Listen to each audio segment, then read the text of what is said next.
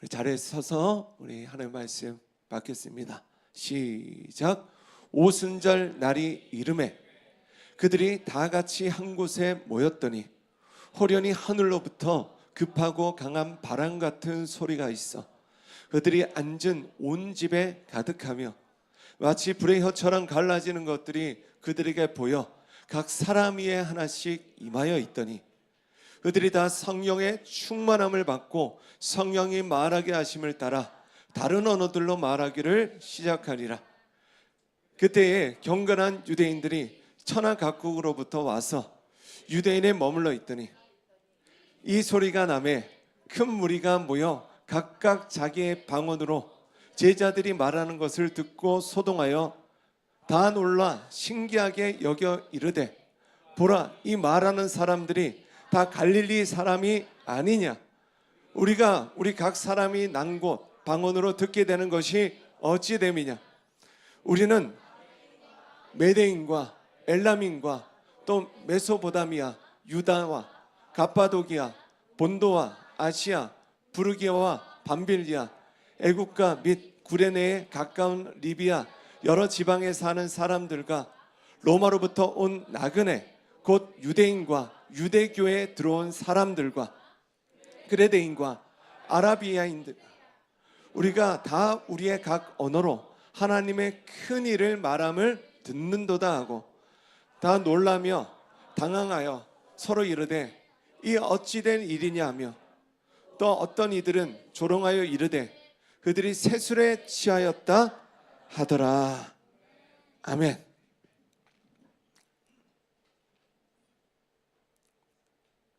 여러분 저 보세요. 다 그런 건 아닌데 한 3분의 1은 그 비유로 치면 그 숙제 안 하고 학교 오신 분들 같아요. 그러니까 이게 뭐냐면 지금 선생님한테 혼날 준비가 되신 분들. 여러분 예배 그거 아닙니다. 아멘이십니까? 여러분 하나님께 말씀을 듣는데 혼날 준비가 되신 분들, 여러분 이거 아닙니다. 예배 잘못 드리고 있는 겁니다. 여러분 그래서 어떤 표정을 지었냐면 여러분 시험을 이렇게 봤는데 지난주에 가채점을 했는데 100점이야. 그래서 하나님이 이제 시험 그 점수 발표를 할 그 직전에 이런 표정 지어보세요. 할렐루야. 자 옆으로 보세요. 그 표정으로 옆에 분들 막 누가 봐도 난 100점이야. 선생님이 이제 서지아 100점 막 부를 준비가 막 되어 계신 여러분 예배는 그렇게 드리는 겁니다. 할렐루야. 여러분 우리 주님의 사랑은 영어로 crazy love예요. 미친 사랑이에요. 세상이 감당할 수 없는 사랑이에요. 아멘이십니까? 네, 저 보세요. 아직도 혼나고 계신 분들 있어요. 근데 우리 주님이 정말 우리 사랑하시거든요. 우리 주님의 계획은 우리를 회복시키시고 온전케 하시는 거거든요.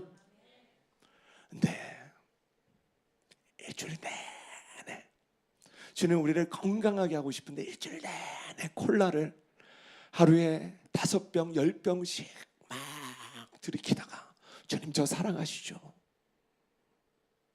그 다음 주는 20병 콜라에다 막 소주 타갖고 주님 저 사랑하시죠.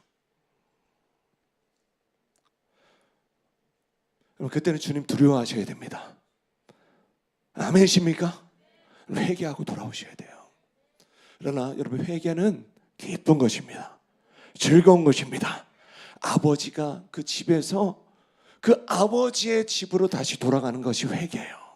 오늘 그 아버지의 집으로 다시 돌아가십시다. 여러분 아멘이 묶으면 영이 잡는 거예요.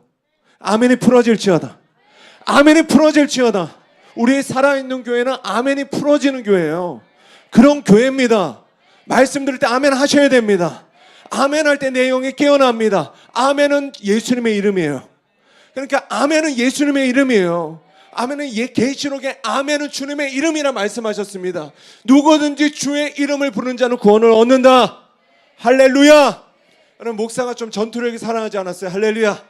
제가 지난주 금요일 날 새로운 시리즈 설교 제가 설교문을 썼는데 설교문이 괜찮더라고요. 제가 은혜가 됐어요. 간만에 야 괜찮다 그랬고 아내한테 여보 이번 주 설교 빅시프트 시리즈 괜찮지 않았어요?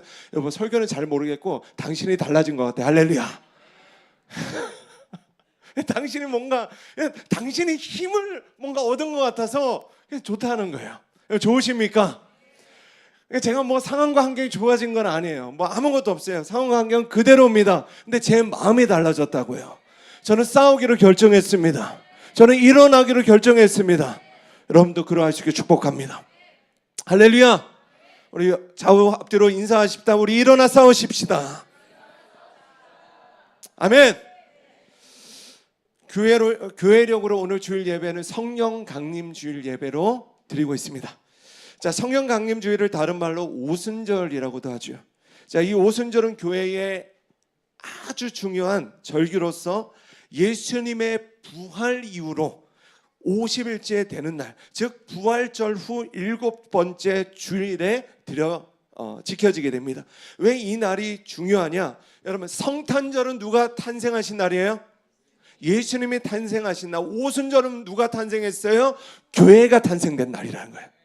다시요. 여러분, 이 땅에 교회가 시작된 날이 오순절이에요. 중요해요, 안 중요해요? 중요하다는 거죠. 그래서 이 날은 이 땅 모든 교회들의 생일과도 같은 날이에요. 다시 말씀드리면 교회의 시작은 사람이 시작하는 것이 아닙니다. 누군가 돈이 있어서, 건물이 있어서, 사람의 뜻이 있어서, 아니면 막 그 교회가 돈이 있고 힘이 있어서 목사를 고용하고 십자가를 올리고 첨탑을 올리면 교회가 시작되는 것이 아니다. 교회를 시작해 하시는 분은 오직 성령님이십니다. 이 땅에 어떤 교회든지 그것이 신천지와 같은 가짜교회가 아니라면, 진짜 교회라면, 그것이 카톨릭과 같은 종교교회가 아닌 생명교회라면 그 교회는 반드시 성령 강림 사건이 있어야 돼요. 오늘 우리가 앞에 찬양할 때 성령님이 임하심을 느끼셨습니까? 여러분, 우리는 그런 예배를 드려야 된다는 것입니다. 여러분, 성령 강림은 하나님이 세우신 교회에 하나님 자신이 직접 임하셔서 그의 성도들과 영원히 함께 하시는 사건이 되는 것입니다. 자, 이해가 되시면 아멘. 자, 그런 의미에서 오늘 성령 강림 주일의 메시지를 시작하겠습니다. 오늘 제목, 소망의 바람, 변화의 바람, 살리는 바람. 오늘 교회에 이 바람이 불어올지어다. 제가 제목을 막 적는데요, 제 눈시울이 막 붉어졌습니다. 정말 그렇다. 오늘 한국교회에 이 바람이 불어와야 된다.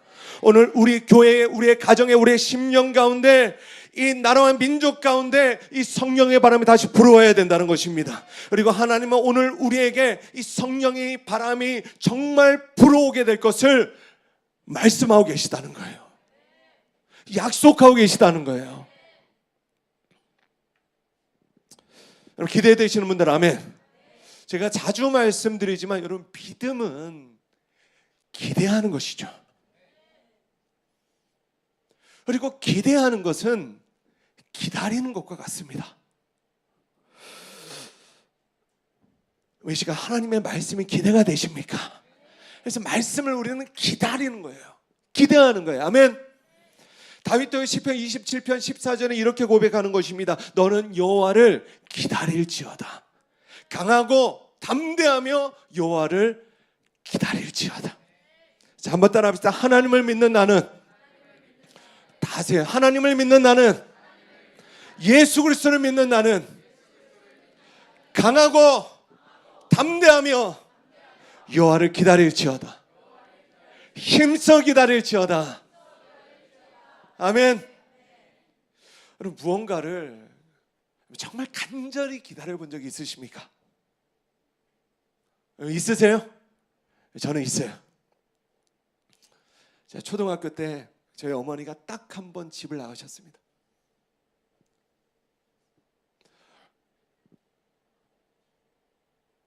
어머니가 집에 없는 거예요. 밤이 늦었는데 어머니가 안 들어오시는 거예요. 하룻밤을 꼴딱 샜는데 어머니가 안 들어오신 거예요. 아버지 술주정에 폭력에 견디지 못해서 어머니가 집을 나가셨습니다. 이렇게 마당에서 계속 문만 쳐다보고 있는데 그 다음날 어머니가 돌아오셨습니다. 저 초등학교 때거든요. 결국 어머니가 그러시더라고요. 네가 진짜 나가려고 했는데, 니네 아빠 때문에 나가려고 했는데 니들 때문에 돌아왔다, 그러시는 거예요. 생각해보면 그날만큼 제가 누군가를 정말 간절히 기다렸던 날이 없었던 것 같아요. 여러분, 믿음은요 반드시 기다림을 동반하는데, 이 기다림은요, 믿음의 기다림은 사실상 즐겁지는 않아요. 고통스러운 것입니다. 그러니까 오늘 밤에 아빠가 아이스크림을 사온다고 하셨어, 치킨을 사온다고 하셨어, 적어도 이런 믿음은 어떤 즐거운 기다림은 아닌 거죠. 왜 기다림이 고통스러운가? 지금 누군가 어떤 고통과 절망 속에서 날 구원해줄, 날 건져줄 누군가를 간절히 기다리고 있는 것입니다. 그래서 오늘 예배드리고 있는 저와 여러분이 가진 믿음은요, 누구를 기다리고 있는 거예요? 하나님을 기다리고 있는 거죠. 내가 하나님도 기다리는 것이 아니라 믿음은 하나님만 기다리는 것입니다. 바로 이 믿음이 오늘 하나님이 우리에게 찾아오셔서 우리를 건지시고 도우실 수 있는 믿음이 되는 것입니다. 약 35년 전 어머니를 간절히 기다리던 제 마음은 무엇과의 싸움이었는가? 야, 내가 이러다가 정말 고아로 살아야 되는 것 아닌가? 내가 아무리 생각해도 아버지랑 못 살겠는 거예요. 나랑 여동생이 정말 고아원에 가야 되는 것 아닌가? 막 이런저런 두려움들이 제 안에 가득했죠. 그런데 예수님은 하나님 없이 사는 인생이야말로 진짜 고아와 같은 인생이라 말씀하시는 것입니다. 어느 누군가에게 부모가 있고요, 집도 있고요, 가정도 있고요, 배우자도 있고, 자녀도 있고, 재물도 있고, 세상 지위도 있고, 모든 것을 다 가진 인생일지라도 여러분, 하나님 없는 인생은 고아와 징배에 다를 바가 없다는 것입니다. 오늘 이 진리가 깨달아질지어다. 여러분 잘 들으세요. 외로움과 두려움은 동전의 양면과도 같은 것입니다. 사람이 왜 외로움을 느껴요? 두렵기 때문에 그래요. 사람이 왜 두렵습니까? 외롭기 때문에 그래요. 제가 고아로 살아본 적은 없지만 저는 어릴 때부터 이 고아의 삶을 많이 상상해 봤습니다. 정말 외롭고 정말 두렵겠다. 우리 교회도 보면 정말 부모님 없이 그런 어린 시절을 사셨던 분들이 있어요. 그 인생이 얼마나 외롭고 얼마나 두려웠겠어요. 그래서 주님은 그런 외로움과 두려움으로 고통받는 우리를 위해 보혜사 성령을 선물로 주시겠다 약속하신 것입니다. 오늘 그 성령을 받으시길 바랍니다. 그 성령을 받으시길 바랍니다. 요한복음 14장 14절 14장 18절 주님 우리 가운데 약속하셨습니다. 같이 읽겠습니다. 시작.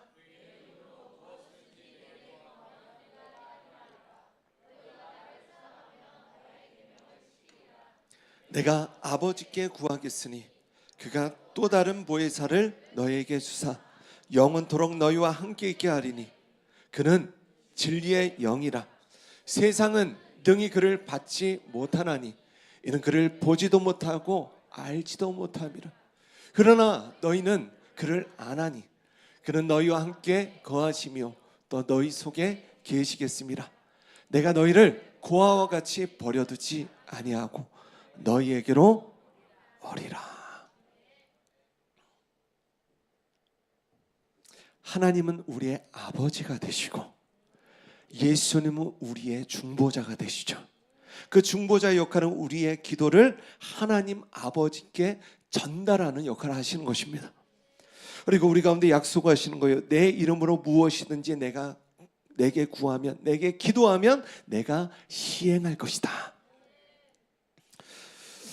근데 그 기도의 중심이 중요합니다. 내 기도를 이뤄내기 위해 예수님을 이용하는 것이 아니라 여러분 우리의 기도가 정말 응답받기를 원한다면 우리는 주님을 이용하는 자가 아니라 주님을 사랑하는 자가 되어야 된다는 거예요. 내가 너희를 사랑하면, 너희가 나를 사랑하면 나의 계명을 지킬 것이다. 우리가 주님을 사랑할 때에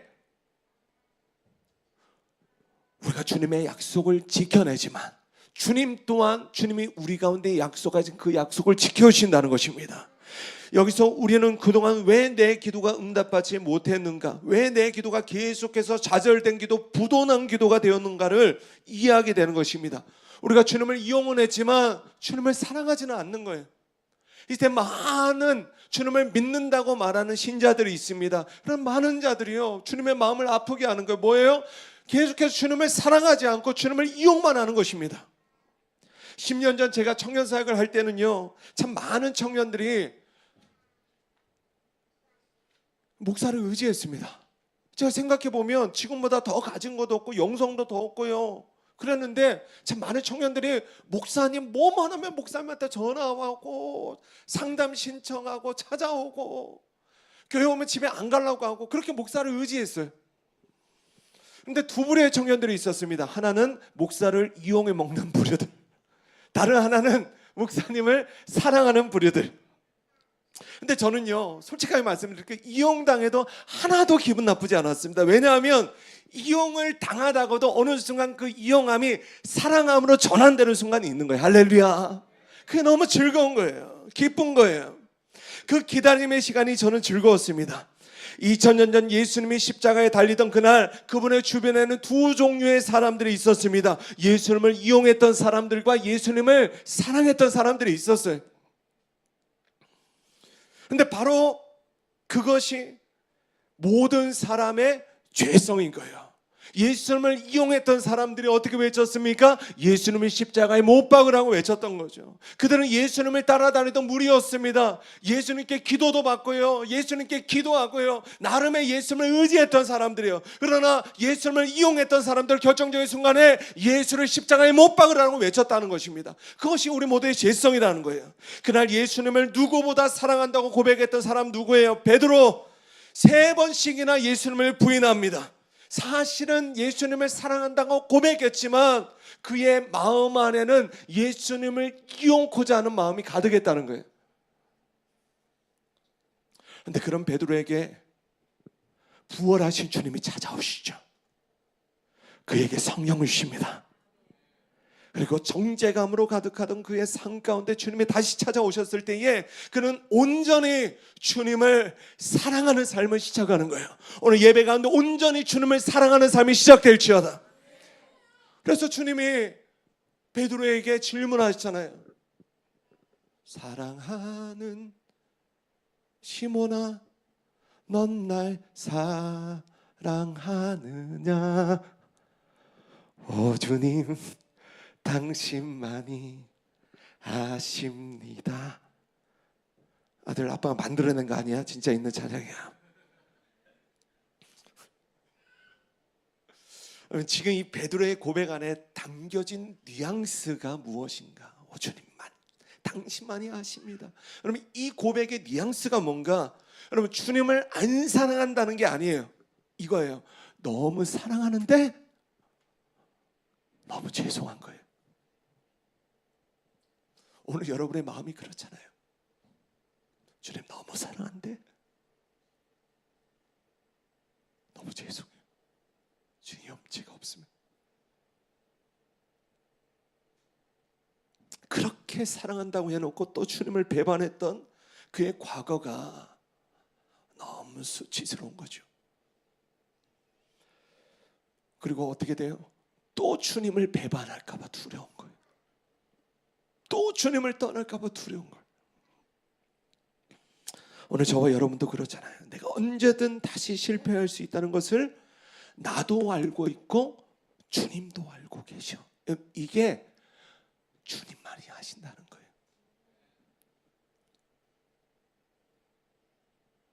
그래서 베드로가 그날 그렇게 대답한 거예요. 오 주님, 당신만이 아십니다. 내가 주님을 사랑함도 그리고 나의 나약함도 주님이 다 알고 계십니다. 근데 주님은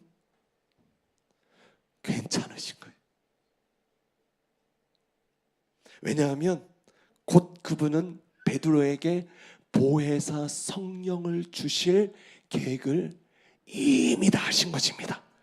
그 약속을 이미 다 주신 것입니다. 내가 너를 통해 나의 양들을 먹이게 될 것이다. 할렐루야. 내가 너에게 사명을 줘서 내가 너를 통해 나의 뜻을 이루게 될 것이야. 그리고 그의 인생을 더 이상 외로움과 두려움 가운데 홀로 두지 않겠다 약속하신 것입니다. 내가 너희를 고아와 같이 버려두지 않고 너희에게로 다시 오게 될 것이다. 그리고 오늘 본문 사도행전 2장에서 그의 위대한 약속이 이루어지는 것입니다. 오늘 그 위대한 약속이 오늘 정말 약하고 불안과 두려움과 외로움 가운데 있는 우리 모두에게 약속이 이루어지게 되기를 우리 주님의 이름으로 축원합니다. 축원합니다.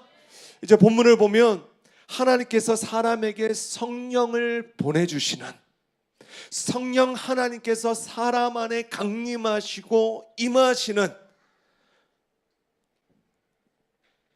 그리고 다른 말로 우리를 향한 하나님의 정말 중요한 약속이 이루어지는 방식이 무엇인가? 여러분, 바로 바람을 보내시는 것입니다.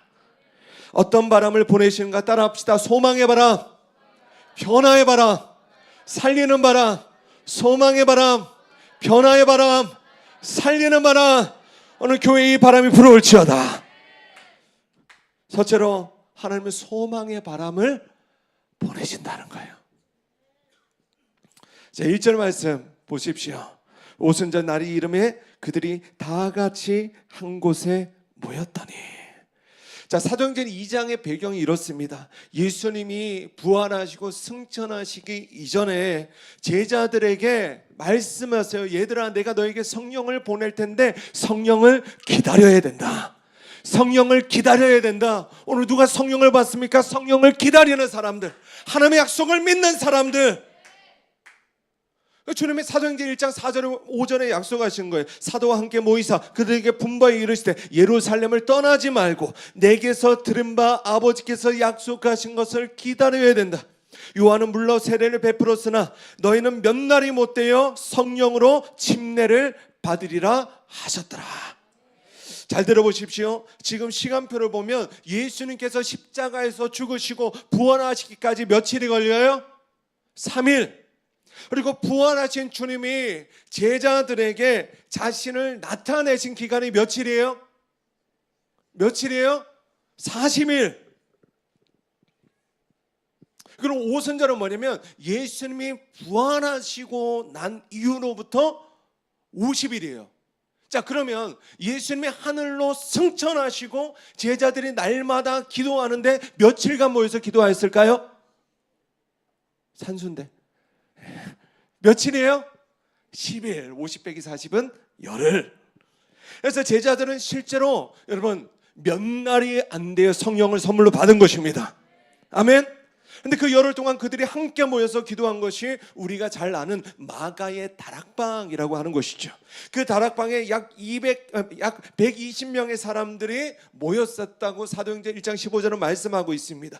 그 120명에는 예수님의 12 제자들, 예수님의 가족들, 그리고 예수님을 막 따르던 여인들, 그리고 그 외에 부활하신 예수님을 만나서 예수님을 따르던 수많은 제자들이 같은 약속을 받고 같은 장소에 모여서 기도하고 있었다는 것입니다. 그리고 교회가 탄생하는 거예요. 할렐루야. 자, 그러므로 중요한 정의예요. 교회는 어떤 곳인가? 교회는 주님의 같은 약속을 받고 같은 마음을 가지고 같은 장소에 모여서 기도하는 자들이 바로 교회라는 것입니다. 다시요. 교회는 주님의 같은 약속을 받고 같은 마음, 같은 기대를 가지고 같은 장소에 모여서 함께 기도하는 자들이 바로 교회라는 것입니다. 아멘이십니까? 목사님, 저는요 사람들 부대끼면 힘들어요. 저는 따로 모여서 기도할게요. 따로 골방에서 같은 시간에 기도할게요. 물론 골방 기도는 귀한 것입니다. 그러나 다 같이 모여서 기도할 때는 반드시 그 자리에 있는 사람이 그 교회고 그 교회에 소속된 지체라는 거예요. 그러면 이해가 안 되는 거예요? 받아들이기 싫은 거예요? 제가 너무 정곡 찔렀습니까? 왜 아멘 안 해요? 그럼 그 사람이 교회예요. 그 사람이 그 교회의 성도예요. 맨날 첫날 그 예배를 드리는 사람이 성도가 아니라 함께 기도할 때 그 자리에 있는 사람이 성도라고요. 지체. 근데 그들이 다 같이 한 곳에 모여서 기도할 때에 어떤 일이 일어났는가? 자, 2절 보십시오. 호련히 하늘로부터 급하고 강한 바람 같은 소리가 있어서 그들이 앉은 온 집에 가득했다. 자, 여기서 굉장히 중요한 단어가 하나가 있습니다. 따라합시다. 호련히. 자, 영어로 suddenly라는 단어를 써요. 헬라어가 재밌습니다. 아프노예요, 아프노. 니 어디 아프노? 자, 좀 웃어주세요. 할렐루야. 자, 이 아프노가 뜻이 뭐냐면 갑자기 예기치 않게 불시에라는 뜻을 가지고 있습니다. 그런데 이 호련히는 우연히와 완전히 다른 단어인 거예요.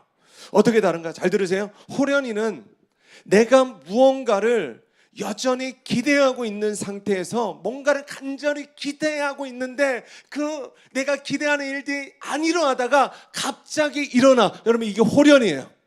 아멘. 근데 우연히는 뭐냐면 전혀 기대하지 않았어. 근데 이게 뭐야? 그럼 이게 우연이에요. 이게 이해가 되십니까? 그래서 내가 지금 기대하고 있는 일이 있어. 그런데 그 일이 지체되다가 갑자기 일어나. 여러분 이게 호련이라는 거예요. 호련이. 할렐루야. 아들 잠깐 나와봐. 그러니까 제가 호련이가 중요하기 때문에 설명하는 겁니다. 너 저기 바라보고 있어. 저는 제가 이 아들을 바라보고 있는 거예요. 보지 마. 저기를 보라고. 저기를 보고 있는. 저는 제 아들의 앞통수를 얼굴을 너무 간절히 보고 싶은 거예요. 근데 안 보여. 그런데 이 등을 계속해서 언젠가는 앞통수를 보여주겠지, 얼굴을 보여주겠지. 이 앞을 보고 있는데 갑자기 돌아. 그럼 이게 호련이라는 거야. 할렐루야. 예? 그런데 아빠 뒤에 목사님 뒤에 아빠 뒤에 있어. 이렇게 있어. 없었어. 그냥 보지도 않았어. 기다리지도 않았어. 근데 나타나 봐 여기 갑자기. 짠 해야지. 이렇게 나타나는 게 우연이라는 거예요. 이해가 되십니까? 네, 들어가세요. 자, 호련이와 우연이를 분별하셔야 돼요. 여러분 신앙생활에 우연이는 없습니다. 호련이만 있는 것입니다. 그러니까 믿음의 역사는 다 호련이 나타나요. 아멘이십니까? 우리가 기대하고 소망하던 그 일이 일어나는 것이 호련이에요. 성령님의 오심은 언제 일어납니까? 호련이 일어나요. 아멘이십니까?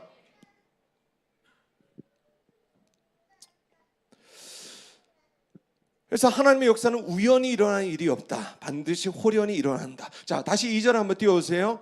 자, 구조적으로 이 말씀을 해석하면 이렇습니다. 호련히 갑작스럽게 그러나 하나님의 완전한 시간에. 아멘이십니까? 하늘로부터 무엇입니까? 하나님으로부터 급하고 강한 바람 같은 소리가 있어. 상징적이면서 실제적인 성령 하나님의 임재가, 그리고 그들이 앉은 온 집에 가득하여. 이게 뭐냐면 하나님을 기대하며 모인 장소에 가득하며. 여러분 오늘 이 시간이 하나님의 완전한 시간이 되고 오늘 이 장소가 하나님을 기대하며 모인 장소가 되기를 주님의 이름으로 축원합니다. 축원합니다. 근데 중요한 것은 뭐냐면 지금 그들이 하나님 앞에 왜 뜻을 정하고 왜 시간과 장소를 모여서 매일같이 모여서 우리가 주일에 기도하듯이 매일같이 모여서 그렇게 기도했는가 하는 것입니다. 그 이유는 지금 그들이 당면한 어떤 절망 때문이었어요. 그들이 가지고 있던 절망의 핵심이 무엇입니까? 왜 절망했어요? 주님이 사라지신 거예요. 주님이 40일 동안 함께 하셨던 주님의 얘들아 안녕하고 하늘로 승천하신 거예요. 그럼 그들은요 절망했습니다.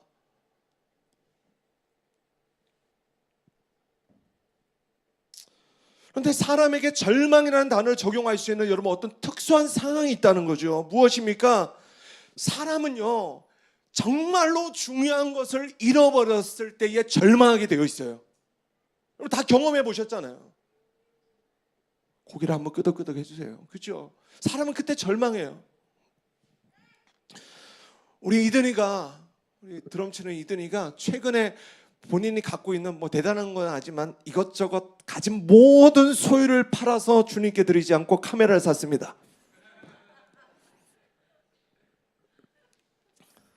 얼마나 애지중지하는지 몰라요. 근데 갑자기 카메라 어디 있냐? 집에 있냐? 바로 옆에 있잖아요. 저 카메라가 망가졌다. 갑자기 화장실에서 폭락하고 빠졌다. 우리 이든에는 절망하지 않아요. 할렐루야. 주님이 계시기 때문에. 그지 이든아, 그지? 아멘. 아멘 안 나온다. 그런 찬양 있잖아요. 모든 것을 잃어도 예수를 얻으리. 신앙생활은 뭐냐면 모든 것을 잃은 것 같아도 예수를 얻었다면 소망이 있는 거예요. 절망하지 않는 거예요. 아멘이십니까?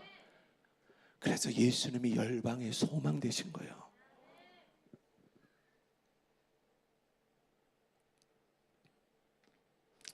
우리 인생에 잠시 잠깐 어려움이 있을 수 있고요. 여러 종류의 고난과 고통이 있을 수 있습니다.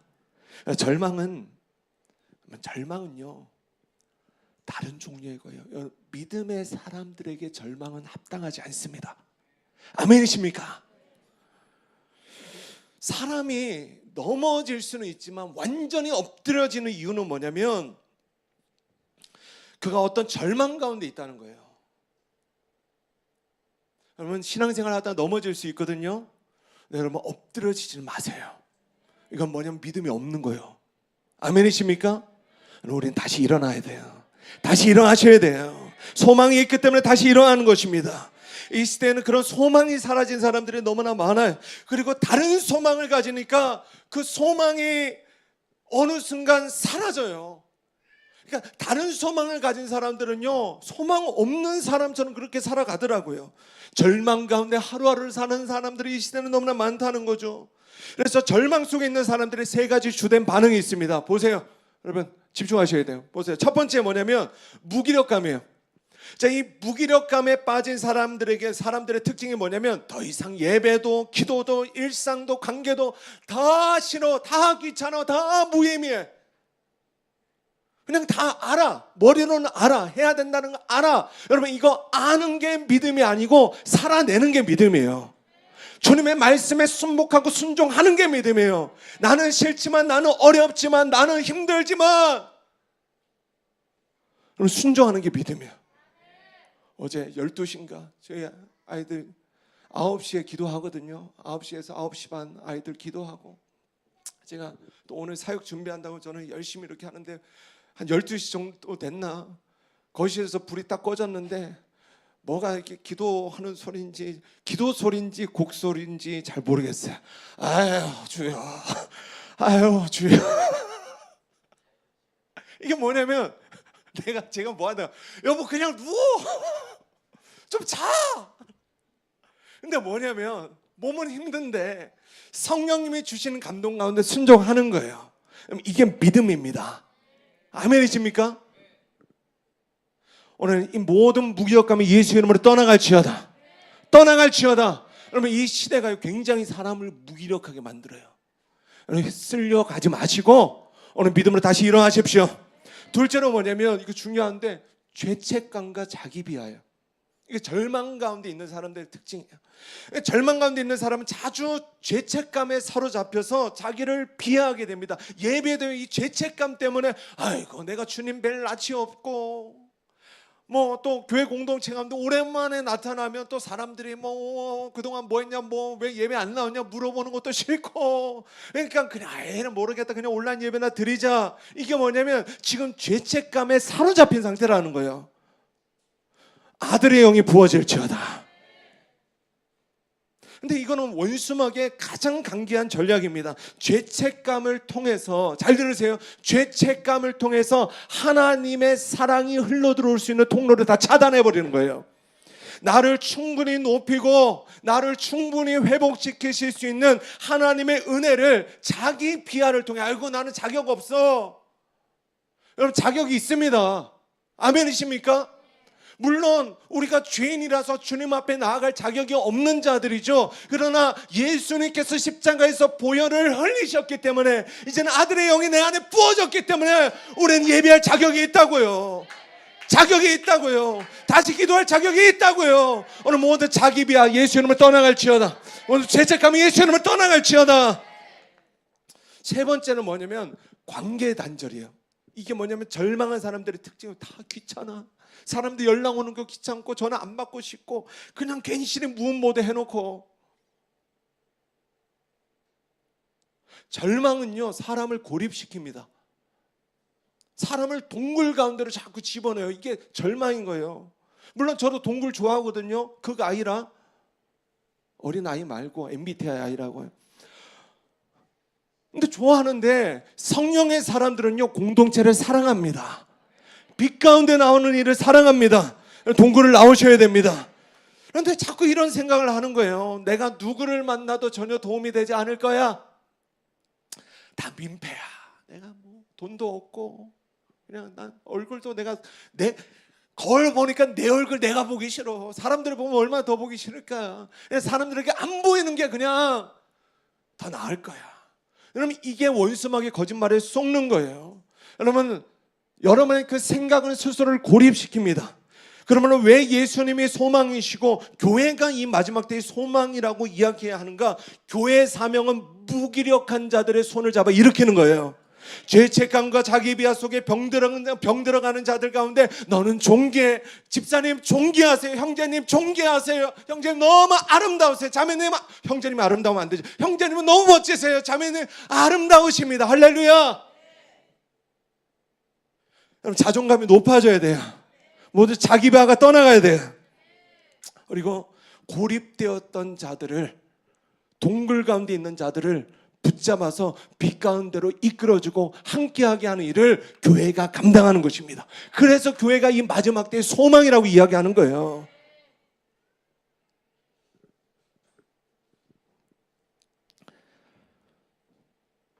근데 제가 느끼고 있는 것은 뭐냐면 이 시대 교회들이요 이 일에 점점 무기력해지고 있다는 거예요.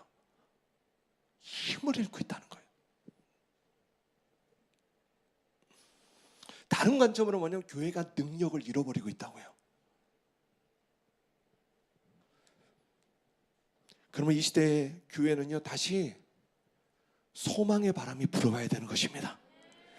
어떤 절망도 소망으로 바꾸는 바람이 불어와야 됩니다. 오늘 본문 2절에 급하고 강한 바람 같은 소리로 성령께서 임하셨다는 거예요.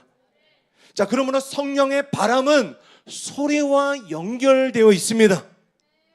내 안에 천둥과 같은 그 주님의 말씀의 음성이 들려져야 돼요. 그 말씀의 소리가 우리는 어떤 절망도 깨치게 하는 소망이 되게 함을 믿으시기 바랍니다. 아멘. 오늘 영이 깨어날지어다. 둘째로 하나님은 변화의 바람을 보내신다는 거예요. 자, 3절 4절 같이 한번 읽겠습니다. 시작.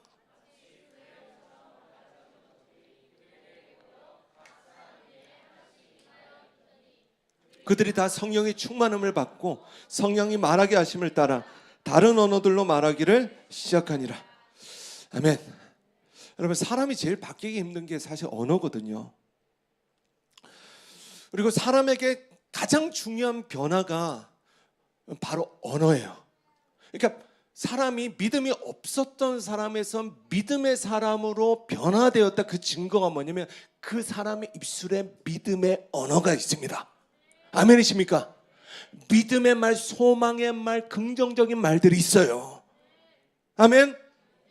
여러분 사람이 바뀌면 말도 바뀝니다.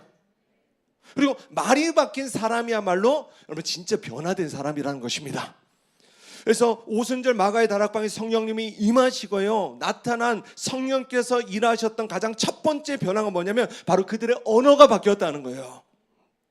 어떻게 바뀌어졌습니까? 맨날 욕하던 사람이 욕을 안 하고, 거짓말하던 사람이 진실되게 말하고, 맨날 수줍게 말하는 사람이 막 자신 있게 말하고, 이런 윤리적이고 어떤 정서적인 차원의 변화가 아니라는 거예요. 그들의 언어가 땅의 언어에서 하늘의 언어로 바뀌어진 것입니다. 이게 언어의 변화예요. 이 하늘의 언어가 임하자 그들이 성령의 말하게 하심을 따라 각각 다른 언어로 말하기를 시작했다. 자, 다른 말로 그들이 방언 말하기를 시작했다는 것입니다. 여러분, 방언은 성경적인 것입니다. 방언은 이 시대에도 성령께서 역사하고 계시다는 하나님의 성도들에게 나타나는 너무나 중요한 증거가 된다는 것입니다. 할렐루야. 우리 지난 주일에 기도회 때인가 우리 은미 집사님 예수 몇 년 믿으셨어요? 오래 믿어 모태신앙이죠. 우리 지난 주일에 기도회 때 방언 받으셨어요. 할렐루야. 근데 이건 박수를 크게 쳐야 되는 거예요. 기뻐해야 되는 거예요.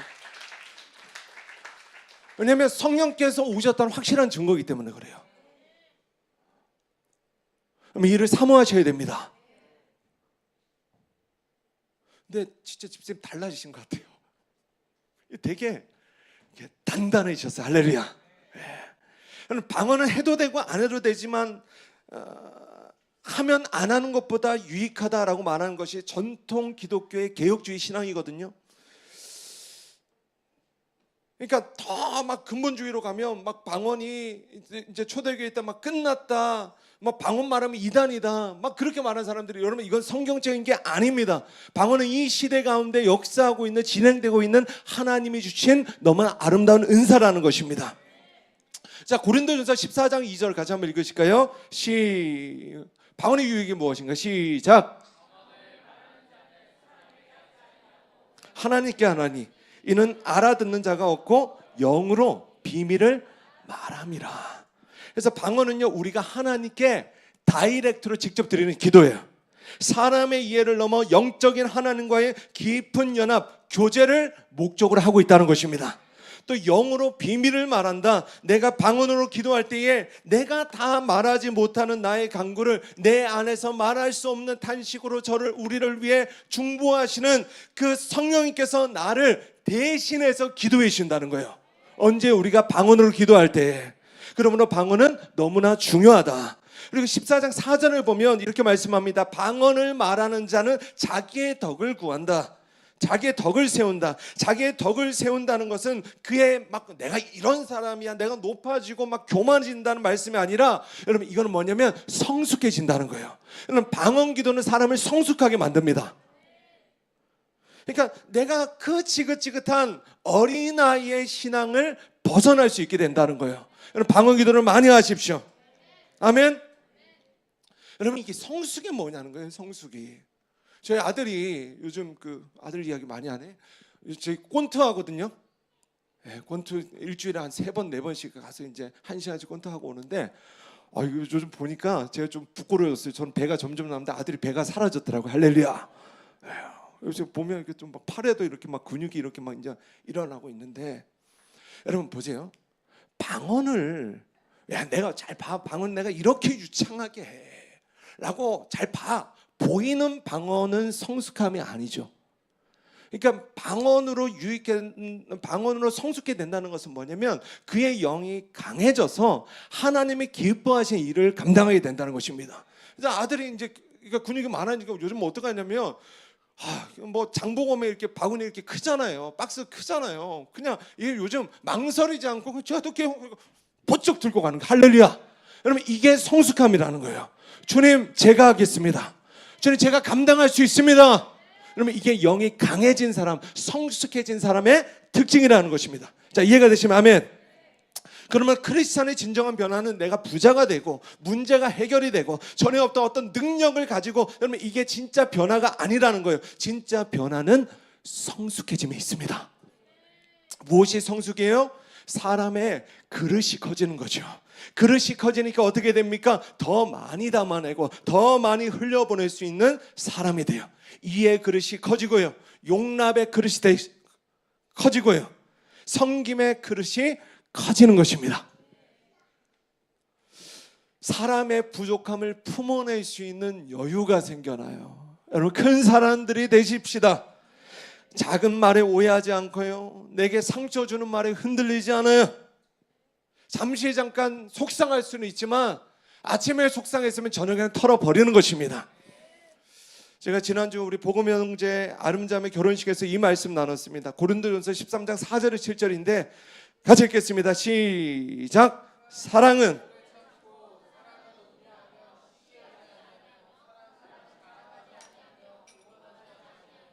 무례히 행하지 아니하며 자기의 유익을 구하지 아니하며 성내지 아니하며 악한 것을 생각하지 아니하며 불의를 기뻐하지 아니하며 진리와 함께 기뻐하고 모든 것을 참으며 모든 것을 믿으며 모든 것을 바라며 모든 것을 견디느니라. 아멘. 그래서 하나님의 사랑은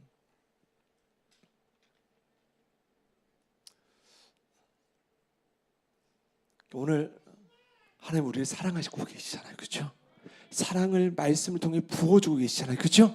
그래서 하나님의 사랑은 사람을 보다 성숙한 사람이 되게 하셔서 성숙한 사랑을 하게 하신다는 것입니다. 이게 하나님의 사랑의 목적이에요. 무엇이 성숙한 사랑이냐? 모든 것을 참고 모든 것을 믿고 모든 것을 바라고 모든 것을 견디는 것이 성숙한 사랑이다. 아멘. 누가 성숙한 사랑을 할 수 있는가? 성령께서 그의 인생에 오셔서 계속해서 성령님과 동행하기를 기뻐하는 사람. 그래서 하나님의 마음을 알고 순종할 수 있는 사람이 바로 성숙한 사람이 되는 것입니다. 저는 여러분이 이 하나님의 성숙함을 포기하지 않을 수 있기를 축복합니다. 여러분 변화되셔야 됩니다. 나는 왜 이렇게 어린아이 같을까? 저도요 그럴 때 있어요. 보통 남편의 어린아이 같은 모습을 누가 제일 잘 알아요? 와이프가 잘 알잖아요. 우리 가족들이 제일 잘 알잖아요. 저도요 창피할 때가 있습니다. 내 안에 아직도 이런 모습이 있더냐. 그런데 우리의 소망은 뭐냐면 우리의 노력이 아니라 여러분 변화의 바람에 있는 것입니다. 내가 열심히 노력해서 변하는 것이 아니라 변화의 바람을 우리가 적극적으로 맞이하면 나도 모르게 변화되는 거예요. 할렐루야. 그때 우리의 언어가 변합니다. 우리의 언어가 변합니다. 우리의 생각이 변합니다. 우리의 습관이 변합니다. 우리의 삶의 방식이 변합니다. 비로소 우리는 성령으로 다시 태어난 성령의 사람, 이전과는 완전히 변화되어진 성숙한 그리스도의 사람이 될 수 있다는 거예요. 여러분 우리 살아있는 교회는 이 변화의 바람이 불어오는 교회예요. 사모하는 교회예요. 그래서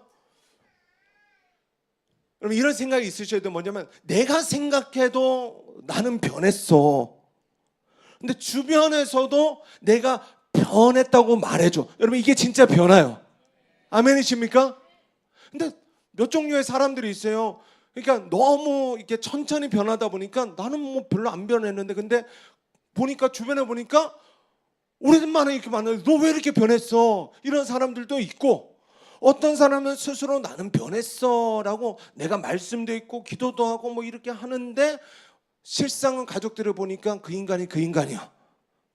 이런 사람들도 있고. 그러나 여러분 성령께서 불게 하신 그 변화의 바람을 계속해서 맞은 사람들은요 반드시 변합니다. 반드시 변합니다. 그래서 어느 순간 보니까 나도 내가 변한 것 같고 우리 와이프도 우리 자식들도 이야기하는 거 엄마 아빠 와 정말 많이 변하셨어요. 할렐루야. 여보 당신 진짜 많이 변했어. 그런 교회 될 수 있게 축복합니다. 그런 교회 될 수 있게 축복합니다. 그때 목사가 뽕이 언제 올라가겠어요? 교회가 커지면 사람이 많아지면 아니에요. 성도들이 변해야 돼요. 하나님의 말씀의 능력이 나타나야 돼요. 변화의 바람이 불어야 돼요. 목사의 뽕을 좀 올려줄 수 있게 축복합니다. 셋째로 하나님은 이때 교회에 살리는 바람을 불어오게 하십니다. 자, 마가의 다락방에서 성령 받은 120명의 제자들에게 성령께서 임하십니다. 바람같이 불같이 임하십니다. 그 변화의 바람, 변화의 불로 말미암아 그들 모두가 첫 번째로 방언을 말하기 시작했다는 거죠. 자, 7절 8절 보십시오. 시작. 다 놀라.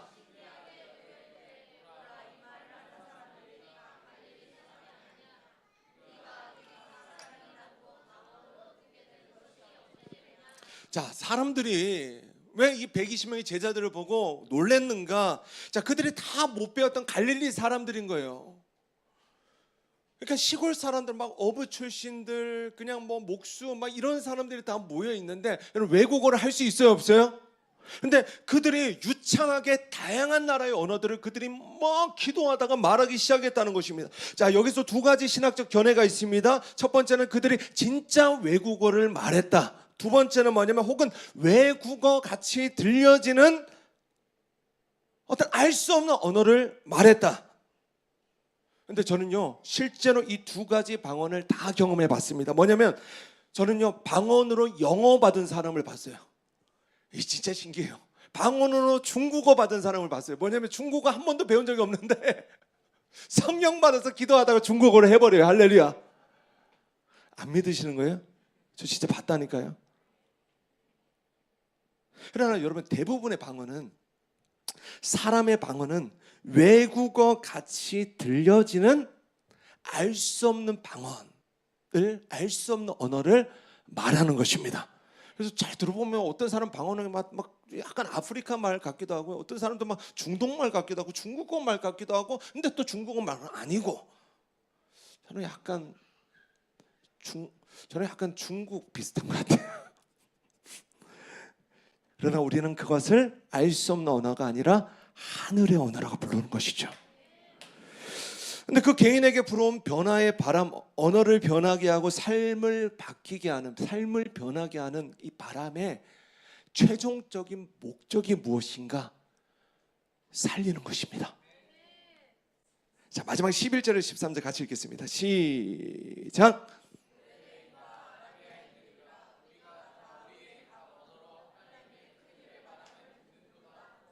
다 놀라며 당황하여 서로 이르되 이 어찌 된 일이냐 하며, 또 어떤 이들은 조롱하여 이르되 그들이 세술에 취하였다 하더라. 아멘. 자, 지금 120명의 성령 받은 갈릴리 사람들이 각 언어로 하나님의 큰 일을 말하였다는 것입니다. 할렐루야. 하나님의 큰 일을 말했다. 이게 뭡니까? 복음을 선포했다는 거예요. 자, 이때 사람들이 어떻게 반응했는가? 1, 12절을 보면 다 놀라며 당황했다. 2, 13절에 보면 그들이 세술에 취했다. 막 조롱했다. 그러니까 우리가 하나님의 큰 일을, 역사를 우리가 말하기 시작하면 이런 종류의 사람들이 나타난다는 거예요. 이해가 되시면 아멘. 근데 세 번째, 저기 뒤에 41절을 보면 어떤 반응이 일어났는가? 그 말을 받고 회개하여 침례받은 사람들이 하루에 3,000명이 생겨났다. 아멘. 여러분, 이게 살리는 바람이 불어온 것입니다.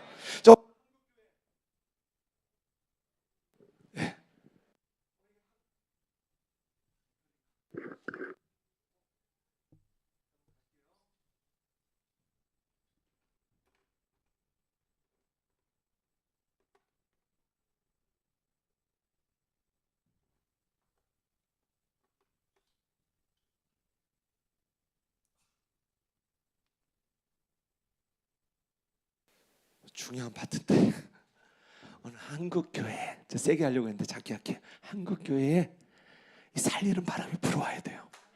이 도시에 살리는 바람이 불어와야 돼요. 이거 우리가 열심히 전도지 돌리고, 물론 다 해줘, 전도해야 되고 복음을 말해야 되는데, 우리의 능력으로 안 되는 일을 하나님께서 되게 하신다고요. 이게 뭐냐면 강력한 살리는 바람이 이 마지막 때에 불어와야 되고 또 불어올 것이라 약속하셨다는 것입니다. 아멘. 에스겔 37장에 말씀 정리할게요. 에스겔 37장에서 에스겔 선지자가 성령에 이끌려서 마른 뼈의 환상을 보게 돼요. 오늘 예배 초반에 제가 이 말씀을 읽었잖아요. 깊은 골짜기에 마른 뼈들이 가득한 환상을 보는데, 그때 하나님의 그의 입술에 무엇을 선포하게 하시는가?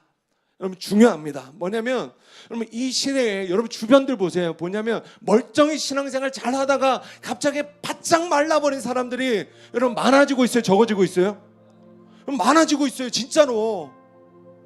멀쩡히 그렇게 10년 20년 교회를 잘 다니다가 어느 순간 교회 안 나간대요. 그렇게 기도 열심히 하는 사람들 기도를 못해요. 마른 뼈가 되어지는, 이 마지막 때는요, 이 마른 뼈의 환상이 실제가 되어지는 그런 일들이 계속적으로 일어나고 있다는 것입니다. 여러분, 지금 한국교회요, 여러분 진짜 지금 금요 예배 문 닫는 교회들이 허다합니다.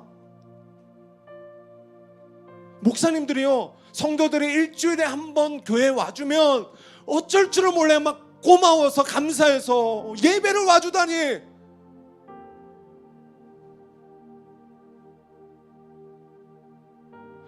물론 저는요, 죄송해요, 교회 초신자들은, 새 가족들은 저는 올 때마다 인사 진짜 극진히 합니다.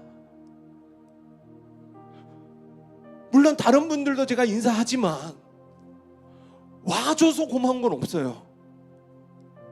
왜냐면 예배는 그런 게 아니에요. 마땅한 거예요.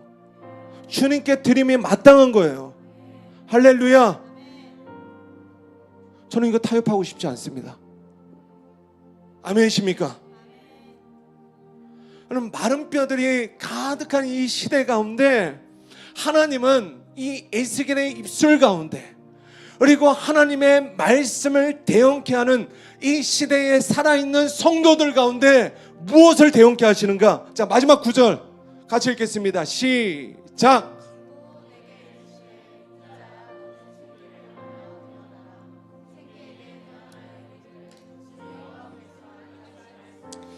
생기야, 사방에서부터 와서 이 죽음을 당한 자에게 불어서 살아나게 하라 하셨다 하라. 할렐루야. 그러면 이 살리는 바람이, 생기의 바람이 불어와야 된다는 거예요. 그러면 우리는 계속해서 이 생기를 마지막 때에 선포하는 자가 되어야 된다는 것입니다. 생기야, 사방에서부터 불어올지어다. 죽임을 당한 자에게 불어와야 되고, 죽을 것 같은 절망 가운데 있는 자들 가운데 불어와야 되고, 오랫동안 변하지 않고 고착된 자에게 이 살리는 바람이 불어올지어다. 아멘. 아멘. 제가 이번에 비전워크 하면서 성도들 간증문을 이렇게 다 받았거든요. 근데 많은 분들이 우리 교회 와서 첫 예배를 드리는데 오랫동안 가득 침체되고 눌린, 내가 이렇게 예수 믿을 자가 아니었는데 알면서도 어떻게 안 되는 그 엄청난 그 침체 가운데 어쩌다 살아있는 교회에 예배에 왔는데 예배 드리는 그 내내 펑펑 울다가 그냥 예배를 끝났다는 그런 간증들이 많습니다. 이게 뭐냐면 그날 그분에게 살리는 바람이 불어온 거예요. 소망의 바람이 불어온 거예요. 변화의 바람이 불어온 거예요. 근데 이 변화의 바람은 한 번으로 안 돼요. 계속해서 불어와야 돼요. 계속해서 불어와야 돼요. 계속해서 불어와야 된다는 것입니다. 오늘 우리 교회의 이 도시 가운데 그날 에스겔 골짜기에 불었던 살리는 바람이 다시 불어오게 될 것을 주님의 이름으로 선포합니다. 생기야, 사방에서부터 불어올지어다. 이 죽임을 당한 자들 가운데 불어올지어다. 살아나게 할지어다. 오늘 우리에게 필요한 것은 여러분, 새로운 바람이요, 새로운 바람.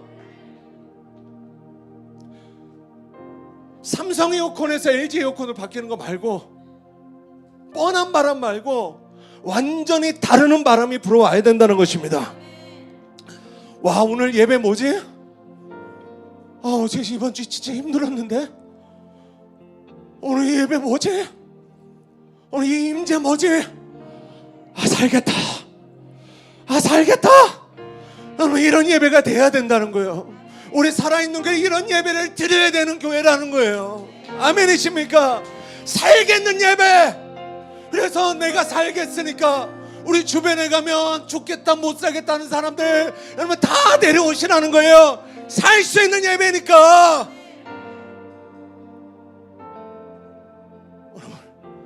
우리 교회에 이 프라이드가 있어야 되지 않겠어요? 오늘 모든 절망을 소망으로 바꾸는 바람, 우리의 언어뿐만 아니라 인생을 변화시키는 바람, 그리고 죽은 자들을 살리는 바람이 불어올 때에 알게 되는 것입니다. 바람이 불어오는구나. 여러분, 저 보세요. 바람이 불어오면 알잖아.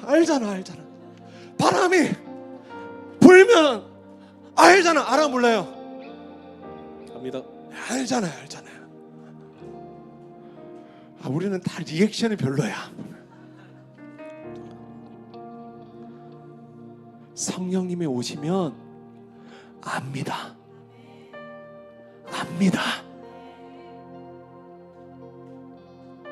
그런 여러분의 신앙 될 수 있게 주님의 이름을 축원합니다. 주님께 큰 박수로 영광을 돌리십시다. 제가